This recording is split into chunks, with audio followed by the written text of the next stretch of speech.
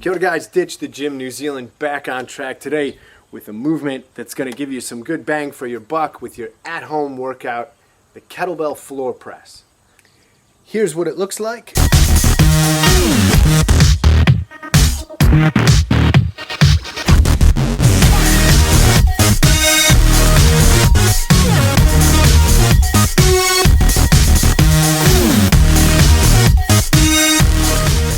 And here's how you do it safely. Step number 1, we are safely rolling the bell into starting position.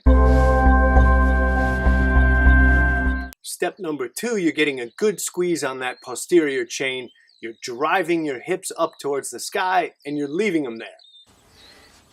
Leave your hips up. You don't have to raise your hips up and down with every repetition. If you want to see that kind of thing, turn on MTV. Now once you're safely racked and raised, you can begin driving the bell away from your body.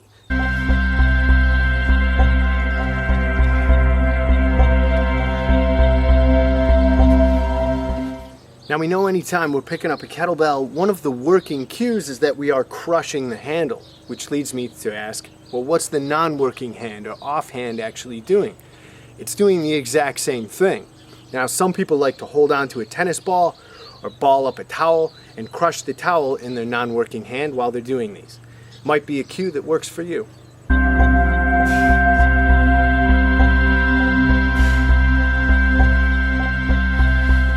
Don't let some trainer in a gym try and wow you with a dogmatic approach to how your feet are placed or how wide apart your knees are. The reality is, you're lying down. Who gives a shit? We all have different insertion angles in our hip joints. So as long as you're getting a good squeeze throughout that posterior chain, digging your heels into the ground, pressing up towards the sky with a good tight backside, you're legit. Now one of the cool things about this movement is the fact that it is unilateral training. In other words, you're working one side of your body, and what that does is it forces you mentally to be more conscientious about maintaining that total body tension and about balance and proprioception. In other words, how your body moves in spaces, especially when things are a little off kilter.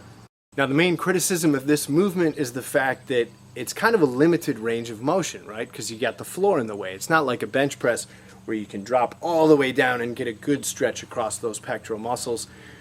My solution to that, well, add more weight. Make it more worth your while. Now with unilateral kettlebell training, we tend to consider anything heavy that's around half of your body weight, roughly.